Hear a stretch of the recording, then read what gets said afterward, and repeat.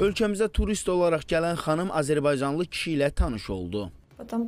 Torontoya qayıdandan sonra biz münasibətlərimizə davam etdik. İddiaya görə həmin şəxs xanımın 25 min dollarını mənimsədi. Sonra isə bildirdi ki, onu polis saxlayıb və yenə pul lazımdır.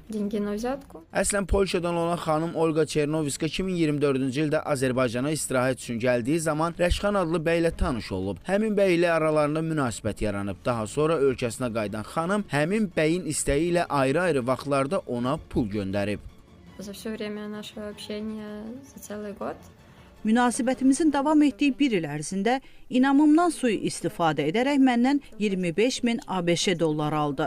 Mən Bakıda Daxili İşlər Nazirliyinə ərizə ilə müraciət etdim. Sonra işi onun yaşadığı Sumqayıtda araşdırmaya verdilər. İttiham olunan şəxslə əlaqə saxladıq. Şəxsin açıqlaması isə belə oldu.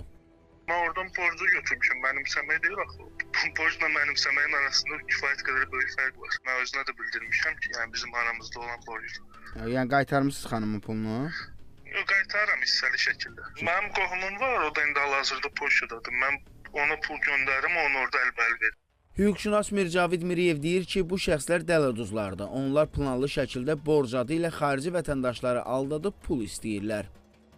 Əgər niyyət borc məqsədi ilə olmuşdursa, yəni pulu götürüb qaytarmaq məqsədi güdmüşdürsə şəxs, bu halda işə mülki qaydada məhkəmə müstəvisində baxılacaqdır. Yox, əgər niyyət öncədən şəxsin pul vəsaitlərini ələ keçirmək, etibarından sui-istifadə etmək olmuşdursa və bu sübuta yetirilərsə, bu halda isə işə cinayət qaydasında baxılacaqdır. Onu da qeyd edək ki, dələduzluq halları ilə bağlı vətəndaşlar hüquq mühafizə orqanlarına, polisə müraciət edə bilərlər.